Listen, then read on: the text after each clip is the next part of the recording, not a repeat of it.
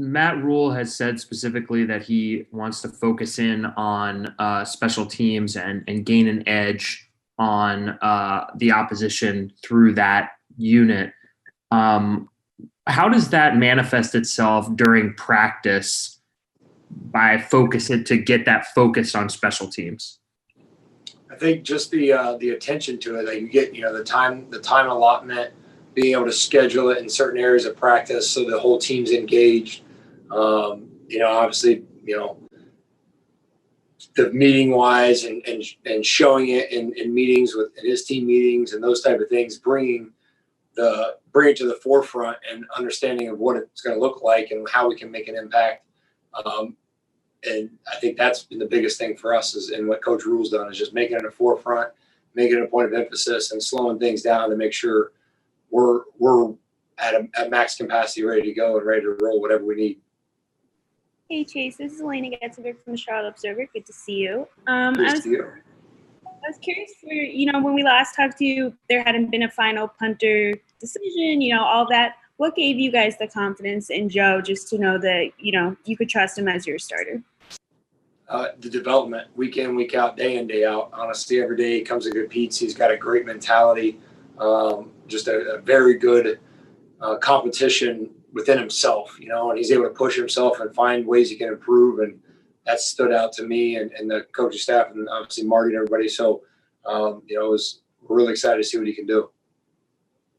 Hey, Chase, this is Miles Simmons from Panthers.com. When you have somebody like Corey on the practice squad, just how much of a security blanket is that, just in case something happens during the week? Yeah, I think obviously with this year, with with COVID and the pandemic and everything we're involved in right now, it does help, right? Because he's a combo guy. He can kick, he can punt, and he does both at a very good level. And it gives you a little bit of confidence that if a guy happened to be out, with the new rules, we'd be able to activate him and have it and not have to worry about where we're sitting on a game without a kicker, without a punter, because we wouldn't be able to assign him off a street and be able to get him here in time and test. But we can elevate him, which is fantastic. Hey Chase, Jason Huber with WFNZ. Farrell Cooper is listed as the starting kick returner and punt returner, and if that continues to be the case, how confident are you in him? And just kind of knowing, compared to last year, having one guy who can do both of those things and has experience doing it in the league. It's a great confidence. I have a lot of confidence in him. He's obviously done it at a high level, and he's, the best thing to me about him is how much he prepares, how important it is to him. We go through meetings and see things, and he can look at it and he practices and prepares every day and goes out there in order to put his best foot forward and show not just a coaching staff, but he wants to show his teammates, give me a chance, just give me that opportunity and I'm going to show you what I can do. So that confidence level, him and his own ability, and then guys buying in and seeing how hard he works. And, I'm very excited about, again, having a returner that can do both and be a dual returner and really specialize in that.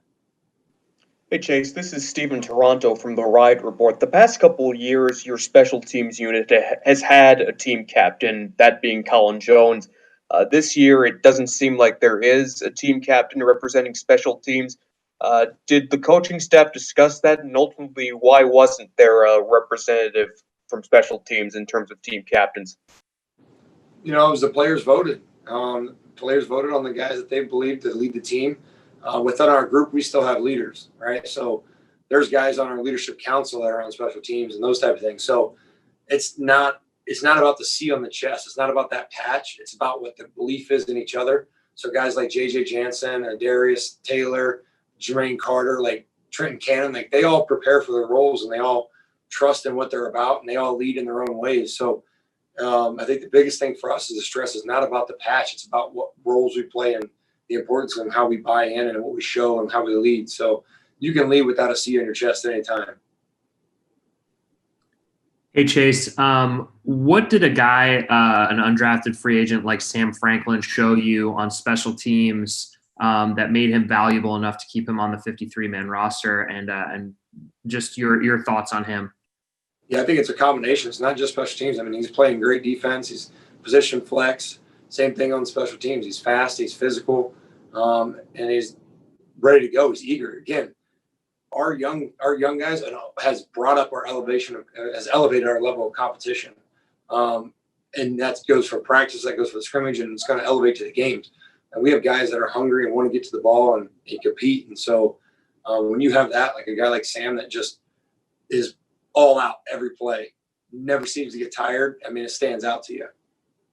Chase, Brandon Zylstra talked a lot with us last week about he's really focused on special teams this year because that's what he knew would help him, be a factor for this team. How do you, what have you seen in him? And I mean, without giving too much away, how are you hoping to use him? Oh, there's lots of ways we can utilize him. I mean, he is, again, a guy, I'm with you. I think he's bought in exactly what he said. He's bought in. He's concentrated on it. It's been important to him, shown it all camp long. And, he obviously proved himself last year, played for us and played at a high level. And I think he's elevated that. So it'll be great to see him Sunday go out there and compete.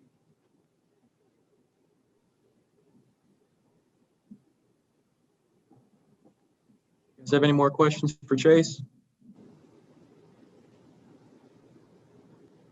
Chase, just one more real quick one. Have you seen a difference in Joey Sly since he came back to camp just over the past 5 or 6 weeks as he's gone through camp, his second journey through an NFL training camp?